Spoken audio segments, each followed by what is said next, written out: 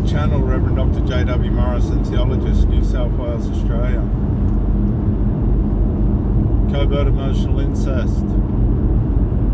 You've got to remember it's something that was there before you come along. It was a attempted therapy for these people that have suffered severe family breakdown at the parent level. Thinking it was therapeutic, it was really just abuse.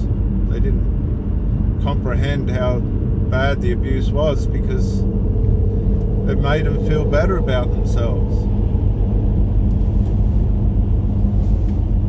When you come into a relationship, into a family, a single mother family or single father family, and the children live in there, adult children, there is going to be an element of suspicion before you even start, possibly even enmity before you even start. These people have seen a lot before you come along. They've become defensive, protective. They've become insecure, unsure. They've got mental health issues usually, part of it because of the covert emotional incest. There's usually substance abuse, alcohol, medication, sometimes all. They use sex as a means of curating themselves, but it only makes things worse. They meet good people and then all of a sudden the arse falls out of everything because one or the other puts on an act about the mother's partner or the child's partner, adult child's partner, because of the parentification, because of the possession. These people think they're the protector of one or the other. The children are usually worse than the parent.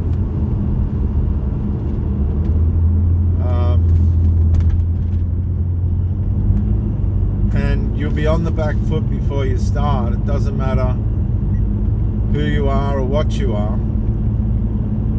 You're an outsider, and that's all there is to it. With that element comes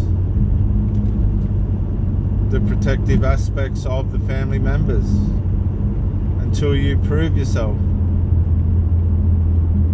And it takes time. But on the other hand, this is what these people miss. They've got to prove themselves as well. They're too busy thinking everybody's got to prove themselves, but what about their asses? What are they doing in life that's so wonderful to think that they can judge you? Because a lot of these people will. They'll think they can judge you. They'll think they can possess you. They'll think they can call you out. And they're living like scumbags themselves. Real crazy stuff. Real crazy, horrible stuff.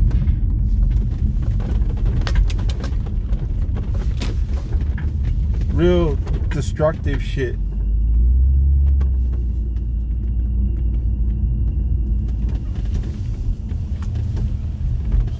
Real harmful stuff.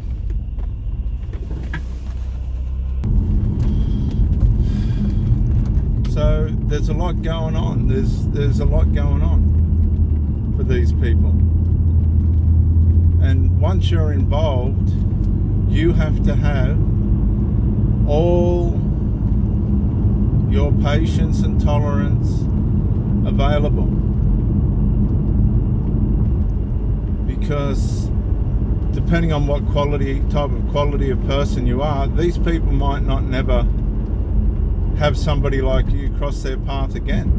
Like, I mean, I'm an athlete, straight, successful businessman that had discipline all my life and applied it in a way in which nobody was going to ruin me. One woman nearly ruined me. She was a serial narcissist. She knew how to play covert and then would go overt.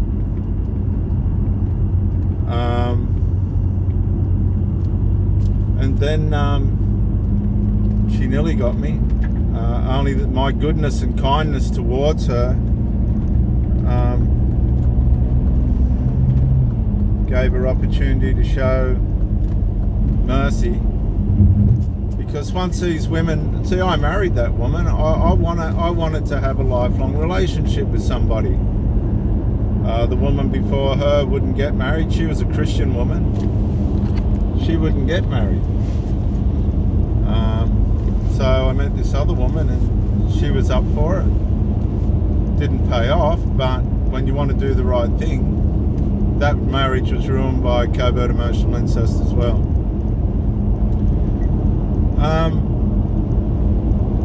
It doesn't matter how it all looks on the exterior, how you're getting along with these people. Underneath, the DNA will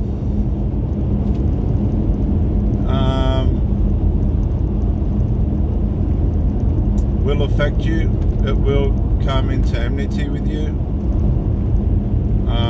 It will assassinate your outside, being an outsider.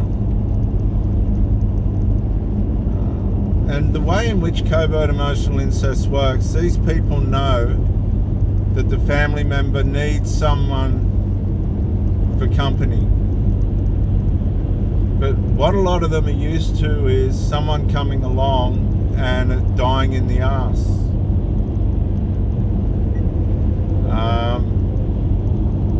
So when someone comes along that's got quantity and quality, and they're serious about the relationship, and they can perform mental, physically, spiritually, and emotionally, that really sends shivers through the tribe, because if it's the mother, the head of the family, then it undermines their security in the mother, be it the adult children, because a lot of these people are dependent on their mother even into their 20s, 30s, 30s, 40s, 50s and 60s.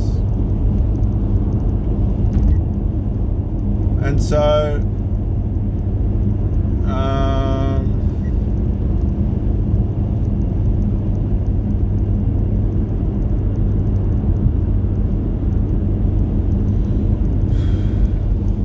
the problem with covert emotional incest is you just can't break it, because you don't want to interfere with parent-child relationship. You can call it out. That's only going to make things worse. The connection to it by the person will rise and fall. 1 minute it'll be high, the next minute it'll be low. You'll get attention 1 minute, and then they'll fade back off to the covert emotional incest. They'll snap back to it. And you have to get used to an element where you're emotionally starved.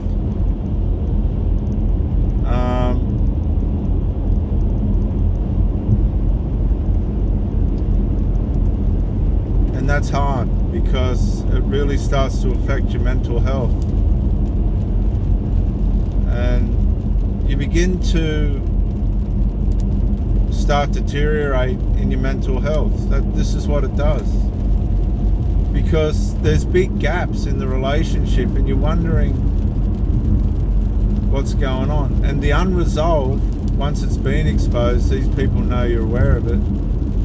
The unresolved connected to it as well is going to start to wear the person down, which brings risk to promiscuity, because they'll go to a place or meet somebody that hasn't got the pressure that's been built up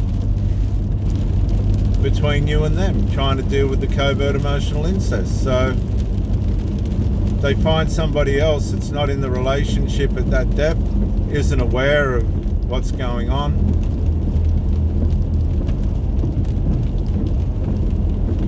and Find self-soothing that way. At whose expense? At your expense. See, covert emotional incest will cause the problem and create a problem. It will sabotage you from every side.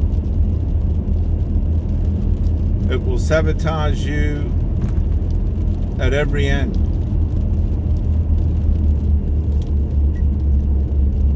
And this is a main part of the covert element of it. Even after it's gone over, you will still be at the mercy of how you're going to be treated.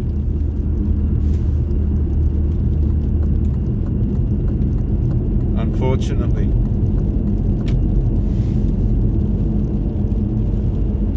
It's cruel to the people that are in it, the parent, adult, child. They don't know that. It's lustful, emotionally lustful, and that's where you start to wonder. It's relentless, it's vicious, it's vile, it's intrusive, it has no manners.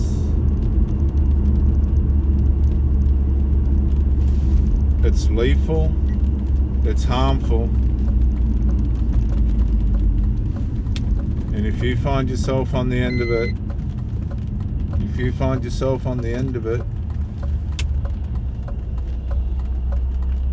it's gonna not be good for you.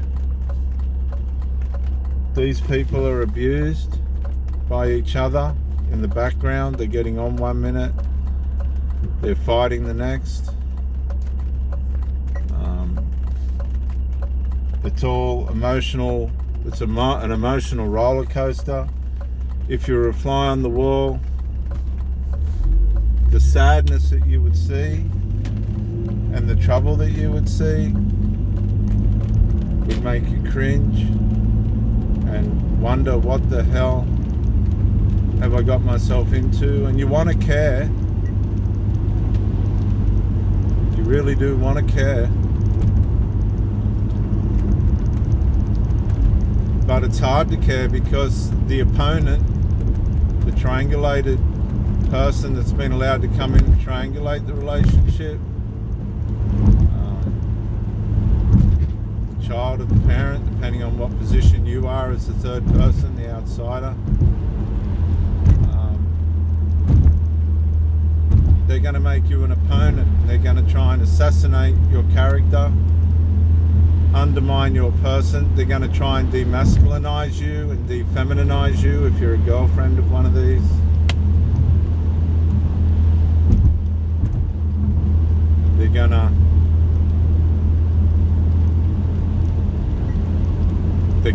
They're gonna wear your partner down underneath you, and you'll see your partner trying, and then your partner will suffer because they'll get on the substances and shit, trying to kill the pain a bit, trying to help themselves a bit, and it's too hard. Then you see your partner and they're not the same because they're medicated or pissed or stoned, and then you're going, what? This ain't matching up with where we're at and the work that we've done together. And then you're hoping for resolve and it just doesn't come. In the last one, the children became so vicious. They even tried to undermine a relationship a fresh relationship that I was starting before it even started. And I thank God that these people could see that there was something not right. It's just unfortunate that one of the children of the lady I was going into the relationship with was a golden child, and that was because of the father, the breakdown between the mother and the father.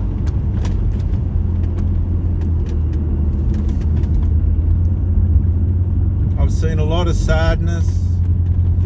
I've seen terrible cruelty, horrible cruelty,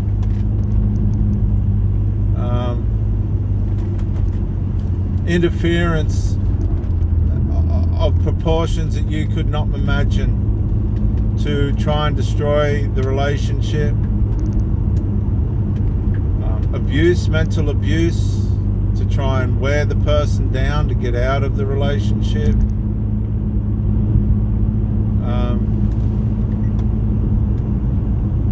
Sickness as a result of it, mental sickness, physical ailments. I've suffered from mental breakdown. I think I had a mental breakdown on the last one. I just could not believe where it ended up and how it ended up and what the answer to it all was supposed to be. I couldn't work that one out. That all just got too much for me. It didn't reflect where the relationship was. But of course, if you pull out, guess what? The covert emotional incest goes on. It all goes on without you. Don't worry about that. That's not an issue. So if you're aware of covert emotional incest, if you're going to bring it to if you're going to call it out, you better be prepared for the repercussions, because they're already there. They're there before you say anything. You're an outsider. You're a foreigner. You're an alien. And while your partner's attracted to you and wants to be with you, that's irrelevant to what the other people want, the other family members, and they will work against you. It's relentless. It doesn't stop. It wants you out at any cost. And I'll tell you something. These people couldn't care for one another. They couldn't. These people, the ones I was with, couldn't care about their mother. Their selfishness was so bad, I left the relationship. One woman, I had to ask her and her son to leave the house. The next woman, I can't even explain how it got to the stage that it did. It was just so bad. So bad. So I hope this helps. It's not your fault. It's something that was going on before you come along. It's something that's a consequence of the relationship that the person had before you come along.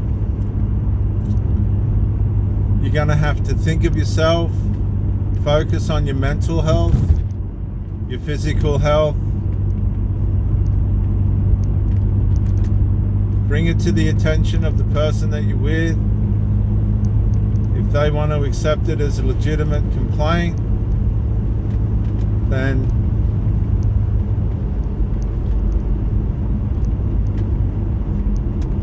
that's fine, because they do. But trying to change it, trying to change how it works and how it affects.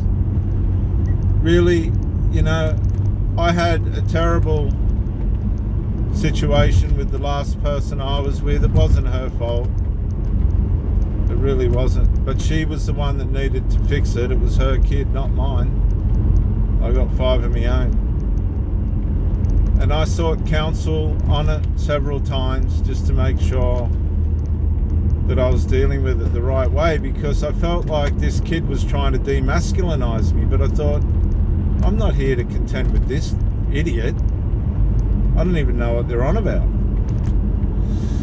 And the counsel was just step back. So I stepped back. She wasn't doing anything. The kid definitely didn't care. He was just trouble.